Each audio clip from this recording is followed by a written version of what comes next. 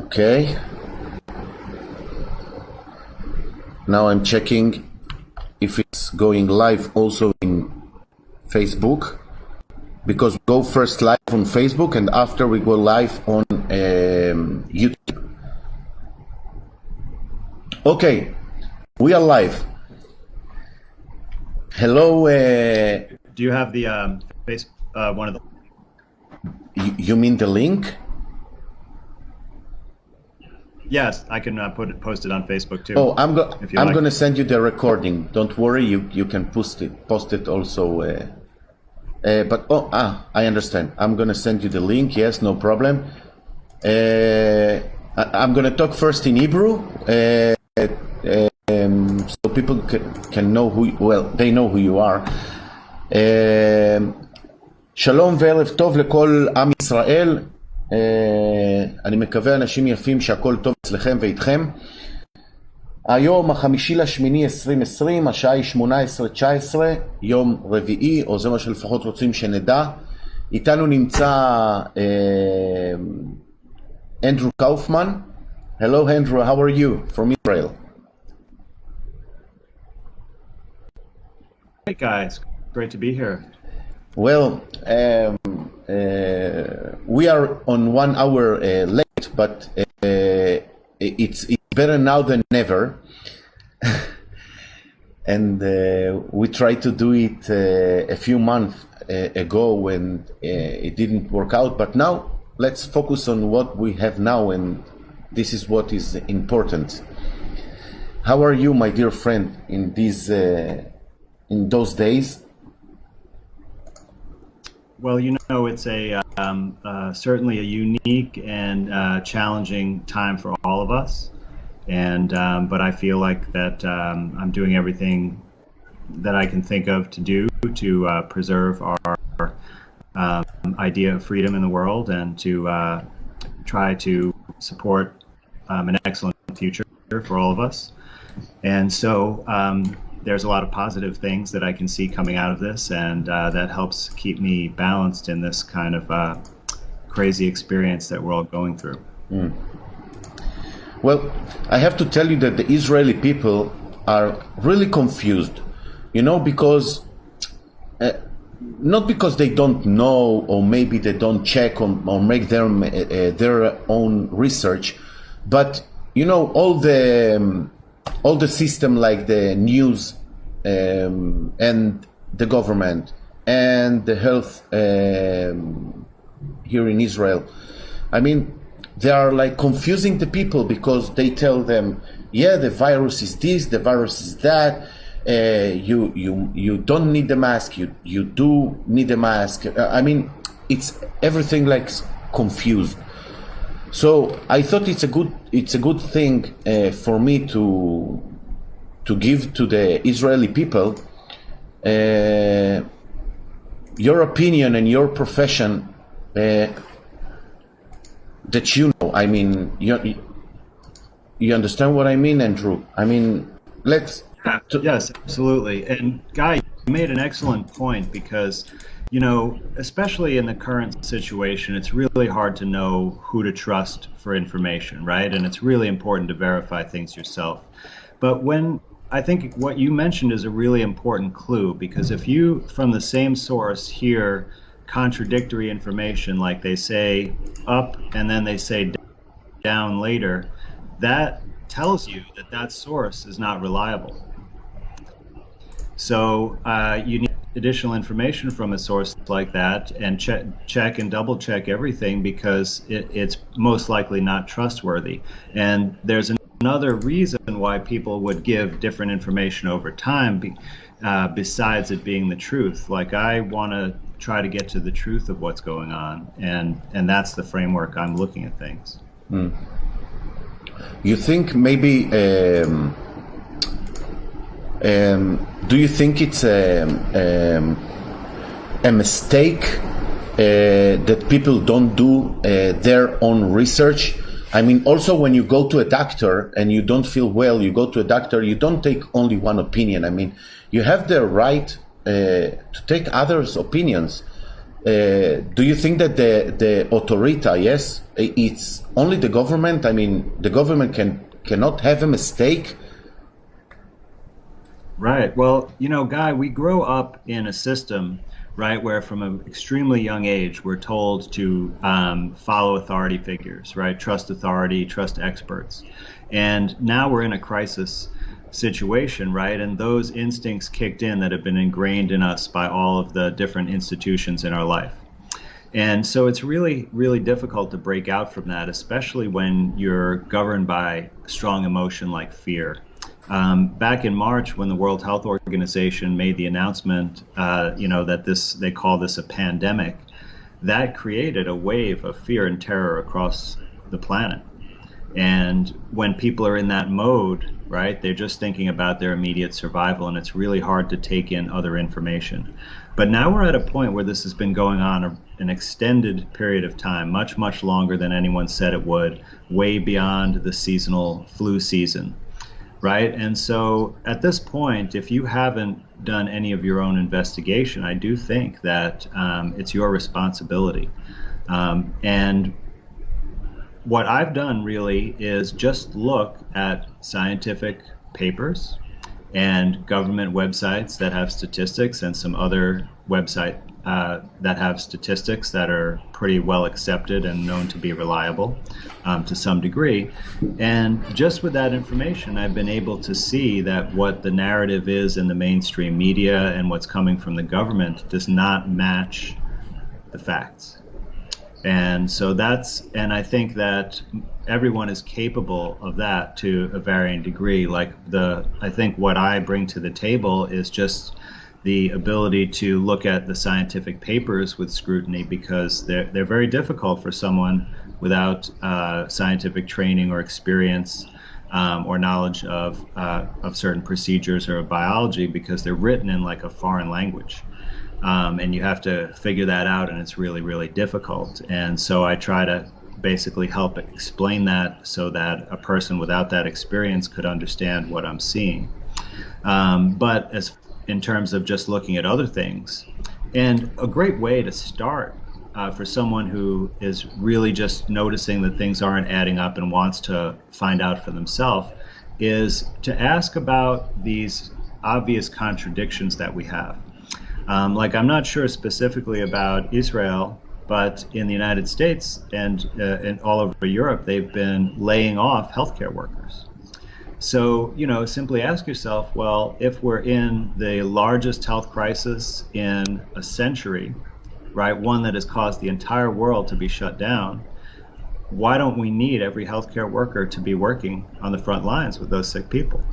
So if you think about some questions like that and then look for the information and say, this doesn't add up, I wonder what is behind this, that will lead you down a path where you'll find truth in this situation. And it will lead you away from whatever the government or the talking heads on the news are saying. I understand. Well, the Israeli people love, they don't love to work so much or a lot of information. They want, we call it in Hebrew, tachles. It's, okay, tell me yes or not. Tell me yes or no. Don't explain me yes. Just tell me yes or no. It's like yalla yalla, we say here in Israel. So, is a virus is something real or it's fake? A virus in total, not specific coronavirus. I don't care what this name is. Is virus is a fake thing or it's something real? Well, it's hard to answer that with just a yes or no, but I can simplify it quite a bit. So in terms of like what we have been told what a virus is, that it's some infectious microorganism that invades our bodies and makes us sick, there's no evidence to prove that. So a virus is not something that that we can get. It's something that we can produce.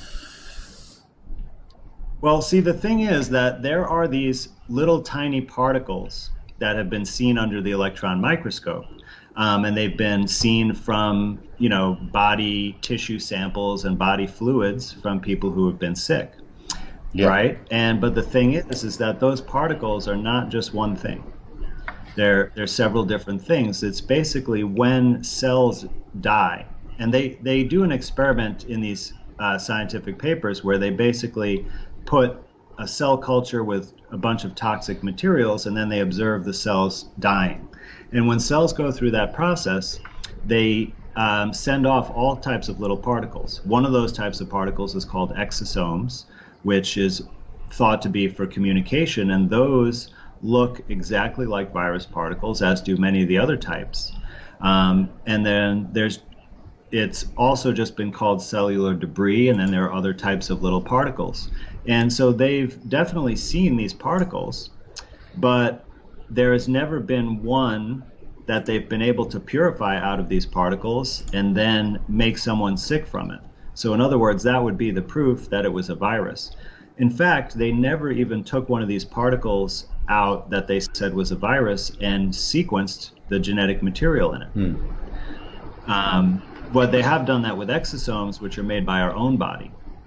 And so they have the ability to do that experiment. They haven't done it because they're not going to have positive results, because there are no virus particles that are going to cause disease. So they get around doing the experiments to prove that that would be the case, and it just has this appearance that these viruses are real.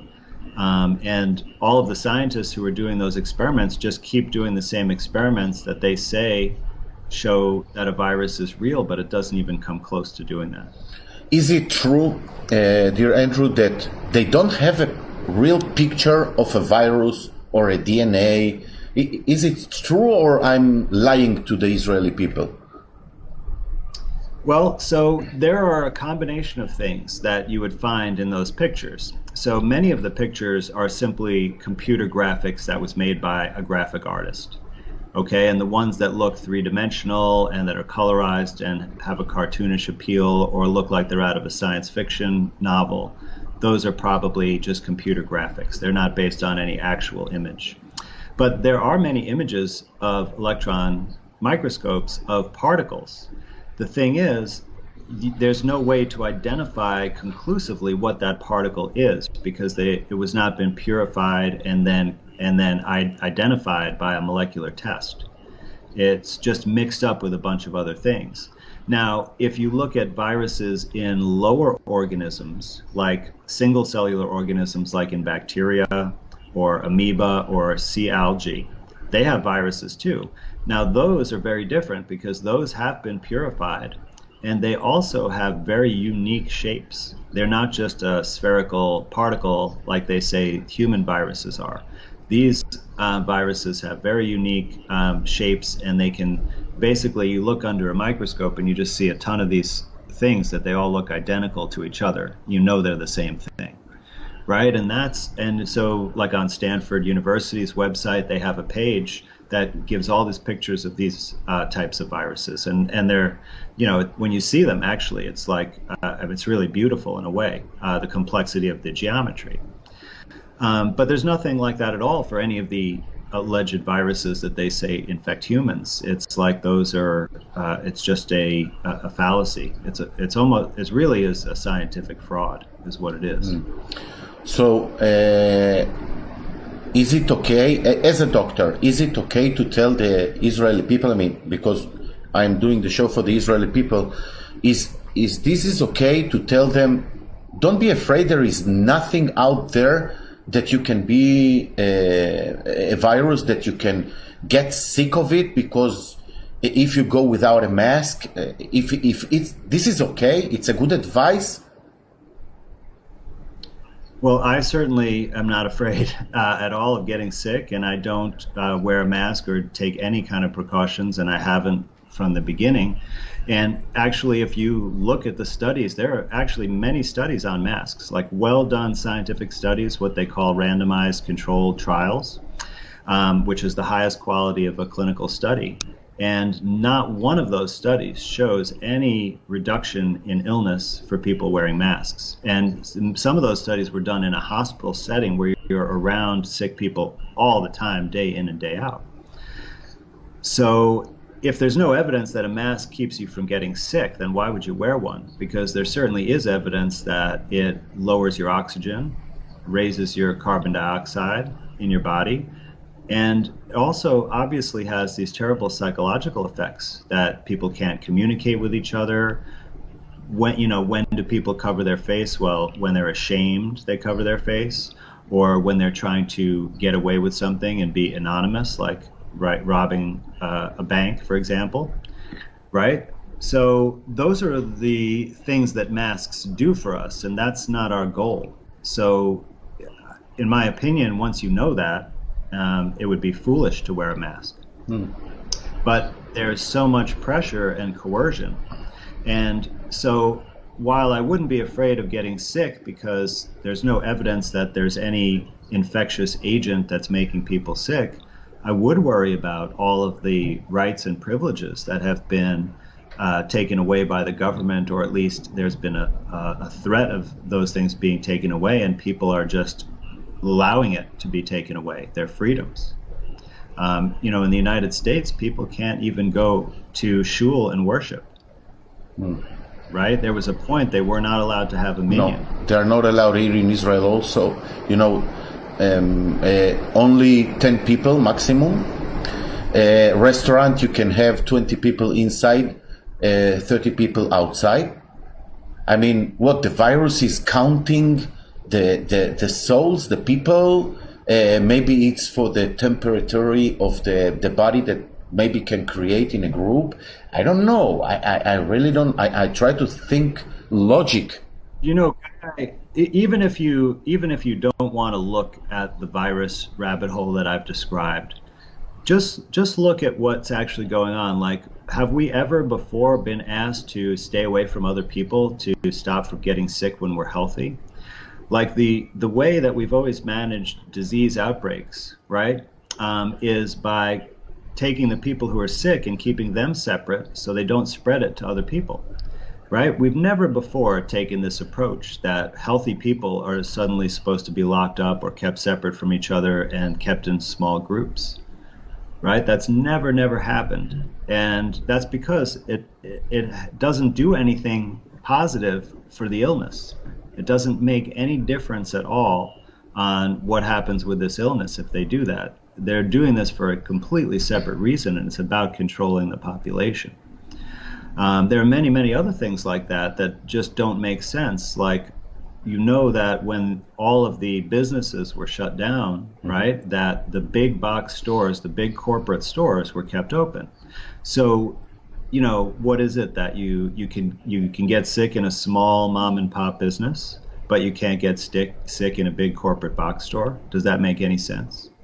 Right? Or the grocery store? Like, if there was really that serious of an issue, everything would have to be delivered. You wouldn't be allowed to go into any store. Right? Yeah, that's true. Now let me tell you what happens in Israel when we were locked down. Everybody is not allowed to go to work. Everybody have to stay in home, but they put LED, let's say for the outside, for the street, in the street, LED lamps.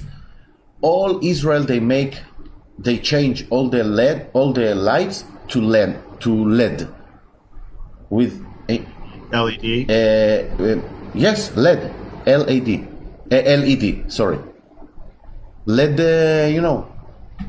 lamps in all the streets. I mean, nobody is allowed to work, but they work night and day to change all the lights to LED, and of course antennas. Right, 5G antennas. Yeah. Do you think that there is a connection, or it's a conspiracy?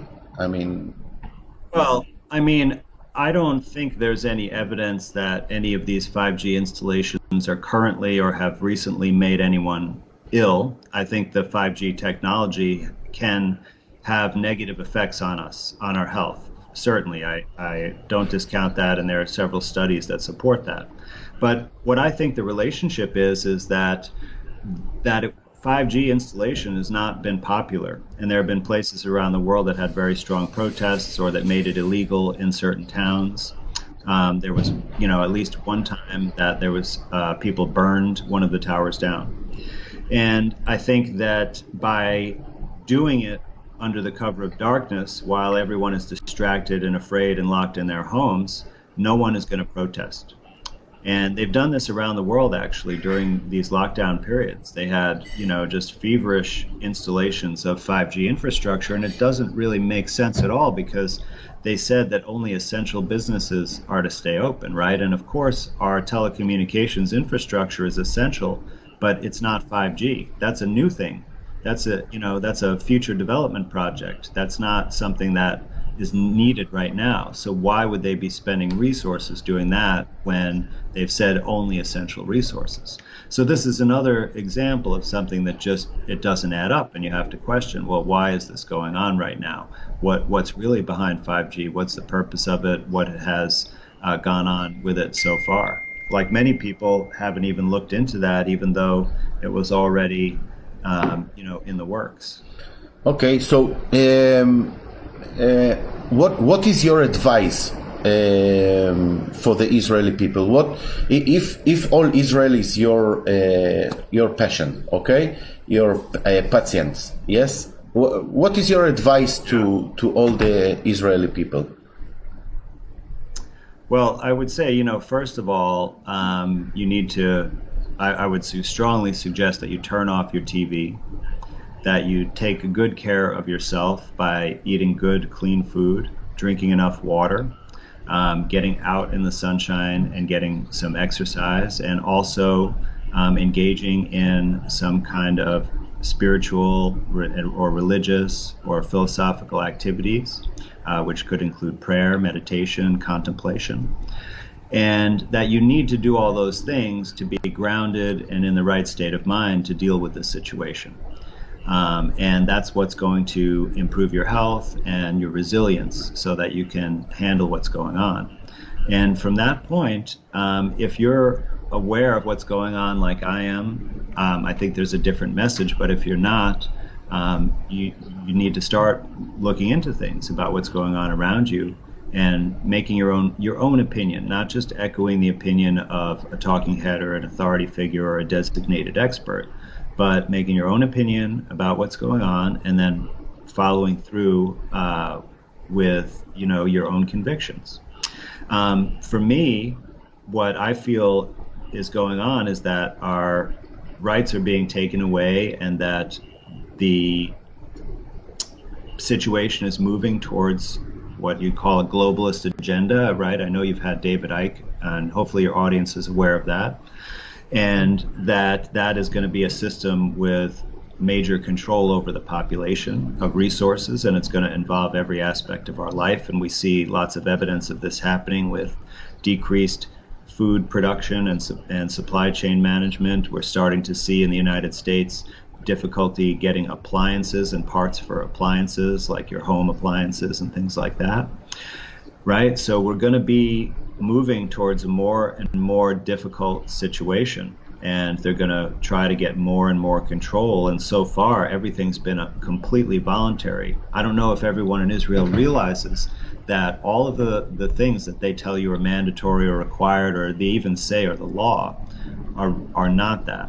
They are recommendations, and they're all voluntary, so you don't have to participate. And I would encourage you to look at the actual website wording of these policies to understand exactly what your rights are, and so that you will be armed with that information. But what I'm doing is I'm resisting, I'm not cooperating with any measure that would limit my freedom. And it's a very challenging and difficult way to be, because every time I go out in public and I'm surrounded by people with masks who are afraid of me, it can be very difficult, and I've been kicked out of a couple of places. But for the most, setting that example that I'm not going to let my freedom be taken away, and other people are doing the same thing more and more. And like we have started in my area and around the country to develop campfires where we bring people together who want to be free and want to um, stick up for ourselves and live a proper life, a free life, like we're used to some degree. And so we come together at a campfire. Some people are doing it during a new moon, and we're doing it on a regular basis, and it's growing. Like we, from the first one to the second one in my little area in Syracuse, New York, we had a 50% increase in people coming, and more people are joining on our list all the time. So, I think a big part of the reason why we've been kept separate from each other is if we get together like this, like we're doing today, and we talk to each other about what we think's going on, and we spread information, and we challenge each other to think, we're going to figure out that the system is against us, and then we are going to stop participating, and they don't want that. And that's why this campfire idea is so important, because it brings us together in physical presence of each other, where we can feel each other's energy, where we can hug and embrace each other, right, which we all need as human beings. And then we can share ideas and feelings and thoughts about ourselves and our future. And it's been a really rewarding and amazing experience to come together with these people. And I think, the Israeli people can be a part of this as well. Well, let me tell you what is my plan for the next month. I'm gonna build in an open place out of the city, like Woodstock. It's a stage, natural stage, without amplifiers and electricity, and people are going to have I can say a stage, a natural stage, to play 24/7. I think that this is the best cure for all these pandemic and scamdemic that they are going through, because it's something very psychologic and not something medical. I'm sorry. I'm not a doctor, I'm not an expert, but many doctors I have a chance to interview them, but I choose you because you are honest. I know you, and you are honest, and you are really straight with the things, and not radically, and not let's say get paid under the desk to do something, or to say something, or to sell something. So this is, Andrew, why I thought it's a great opportunity to bring honesty to a media, to the Israeli people, because we don't have it on the commercial channels, And I think that this Woodstock, like Israeli Woodstock, I think this is the great, how can I say, alternative. Because you can stay there for a few days, or a week, or 2 weeks, or 3 weeks, maybe forever. I don't know. Maybe it's my dream. But you can see that there is life that nature can give you, and not only stay addicted to the how can I say it, comfortable life in the city. Right. Well, Guy, I think this is just a fantastic idea, and I would certainly like to come and be a part of that if it becomes possible. But I think exactly it's about time for you to come to Israel and visit. I'm sorry, this is my another dream that I have, to bring you here to Israel. Well, I had always planned on visiting there at some point in my life, I really do want to. I want to come travel all over Europe as well. And right now I'm prohibited from doing that. But I would be, on a plane in a few weeks if I were allowed to. So I'm hopeful that this situation changes. But, I'm doing something similar here, which is I'm moving to the country.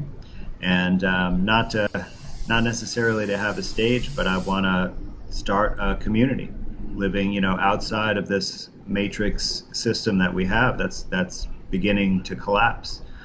I think it's really important to get back to nature, like you're talking about, because that's where our real connection and roots are. And when we reestablish that connection, then we can see much more clearly. So, virus is something that if I go on the street, I can get a virus? Well, you can definitely get something on the street, but not a virus that will make you sick. There's so many questions that people have about that because, they've just believed that their whole life because when we're little kids, we're taught to cover our mouth and nose and we're going to get our brother or sister sick or they're going to get us sick, right? So it's really hard to think about it otherwise. But the things that are in the environment that get into our body that make us sick are generally speaking are poisons or toxins. And sometimes they are made by microorganisms like bacteria and funguses, right? That's why we always, like when we're dealing with raw meat and things like that, we wash our hands because the reason that those organisms create those toxin things is because they're decomposing dead flesh. And there's something about dead flesh that makes toxic poisons, when you break it down. And so a lot of illnesses have been caused by that: cholera, yellow fever, food poisoning, right, et cetera, et cetera. And so we do have to be careful about hygiene. It used to be that when doctors delivered babies, they would be doing an autopsy on a dead body, and then they would go right in to deliver a baby. And they had terrible fevers, the mothers, because they were basically taking those poisons from the dead body, from the rotting flesh, and putting them right into the woman's body, right? And once they started washing their hands, this stopped. So, you do need to pay attention to things and understand things that there are dangerous things in our environment, right? But we can control these things. It's up to us to be vigilant, right? But there's no invisible particles floating around in the air that we can't see, that are dangerous, that there's nothing we can do about, and they're just going to come and get us. That is just created to make us afraid, right? And when we're afraid, we can easily be manipulated, right? It's, problem, reaction, solution, right? So this is the basis of the germ theory and the virus dogma is all about that. Because imagine right now, right, how everyone is doing in the world, that they could next week fabricate a new disease that they say is another virus. And it's really easy to do those experiments and pull out a little strand of genetic material and compare it to their data bank and say, oh, it's another virus. And they can do this as many times as they want, right? And people will just think, oh my God, it's because of all the human activity that we're accelerating the mutation of viruses and we're all going to die, right?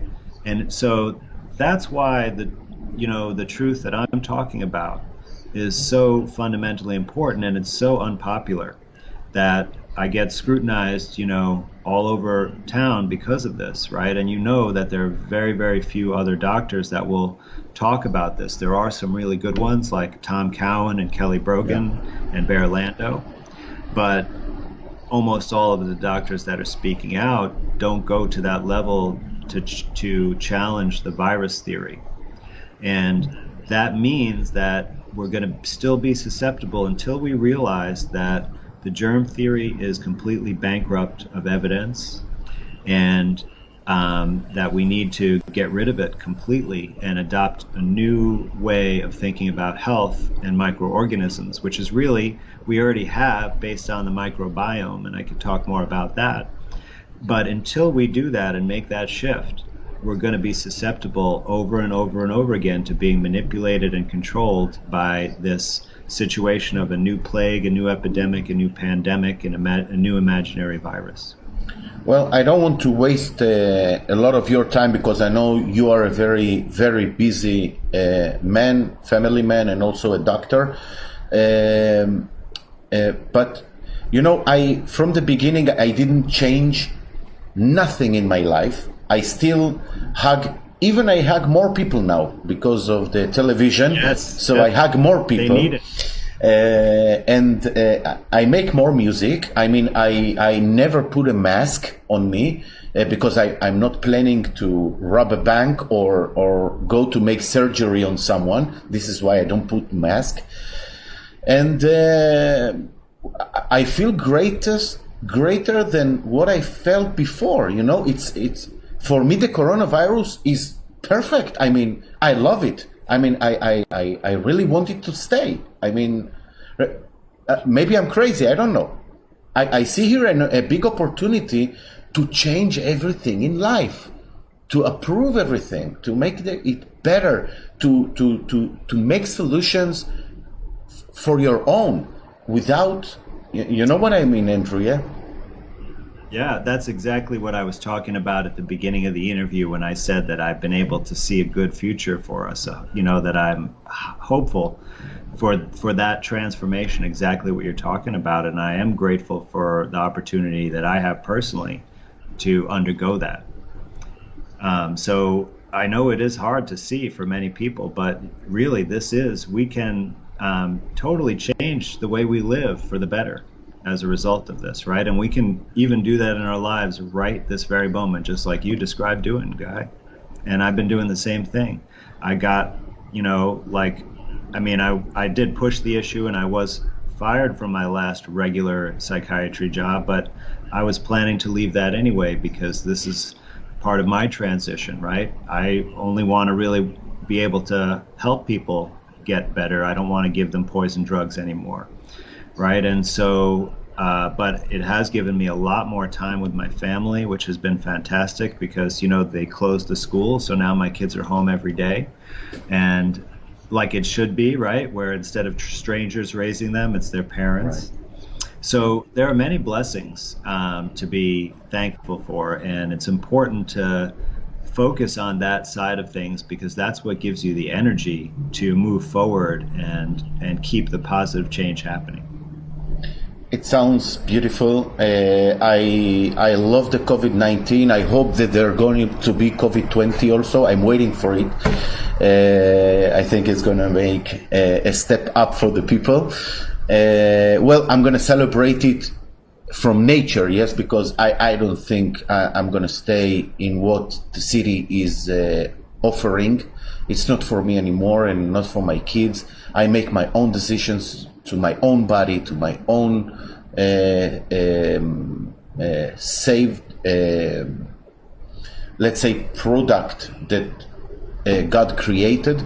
And this is what I'm going to do. I mean, I can only bring people like you or people that have not only a profession, but also common sense and knowledge and something more from inside and not only a paper that's written, okay, you make 97 points from 100 on the test. I mean, because the test is when you see the people's face, when you see their smile, you see their eyes, and you know if something is sick or wrong, you know that. You don't need a doctor to tell you if you are okay or not. I mean, only fear. This is my knowing, not my belief. My knowing is that when you want to know, you know. When you want to believe, you believe what you can do. And believes you can change. That's exactly right. And, this is exactly how I work with people in my natural healing consultation. Because I don't want people to come to me and expect me to make them better. Right? Or even tell them what to do. I hear what they want. What do they want to improve about their health and their situation? And I try to teach them how they can do that. But it's all on them to actually do it. Right? And ultimately, my goal is to teach people how to do this without my involvement at all. Right? I teach them the information, the skills, and it's not that complicated, to be honest, for almost everything. And then they can implement that and they can keep themselves healthy. And they would only need, the advice of someone like me in a severe situation, maybe a couple of times in a lifetime. but not all the time, because you can really, if you keep yourself in a good state of health, you never get sick. So, it just fits right in with everything you're talking about. It's time that we take over our own lives, right? That we be responsible for ourselves, because you can't have freedom without that responsibility and accountability. But the thing is, it makes you so much more powerful because you actually can do all these things for yourself. You just haven't given yourself a chance or maybe learned how some of these things. But I guarantee that once you do that, you're gonna be enjoying life more, and you're gonna feel a lot better in many ways. Well, my motto in life is the fear of dying don't let you bless the living, the life. So when you're not afraid, the creator and the fear don't occupy the same meter, meter square. So when there is fear, there's no creator. When there is creator, there is no fear. So this is very simple. I believe that life is very simple, and this is an opportunity. I believe that this is an opportunity for us to see that the system, the king, is naked. Absolutely. And we are the child that said, oh, he's naked, you don't see? You are so adult and responsible, and you don't see that the king is naked? This is an opportunity, I believe. So, mask, yes or no? Absolutely not. Absolutely not. Like I said, if you look at the scientific information on it, you'd have to be foolish to wear a mask, because it will only cause harm and will not provide any benefit other than perhaps making you more comfortable around other people who are also fooled into thinking that masks will help them stay healthy and safe. Safety is really an illusion. There is no such thing as safety. Life is about risk. And you can't live life if you are in fear of all the risks. And no one else can guarantee your safety, and you can't guarantee your own safety. And it's hard for people to see that. But a mask will not provide any safety whatsoever. It will only harm you, other than what I said about, being having social ridicule from other people who don't understand the truth about the situation. But that is a small price to pay for freedom. That's true. Well, Andrew, you and I can talk for hours, and I have a big respect for you and really, really true love. I will open this staging, the natural stage in Israel. You and your family, of course, are invited when it's possible. Yeah, I'm gonna save for you a piece of land there, and I believe that music is the frequency and the best virus we can get. The music. Well, Guy, you know that I'm a big music person. I play a couple of instruments. My kids all play music. Yeah. We sometimes play together.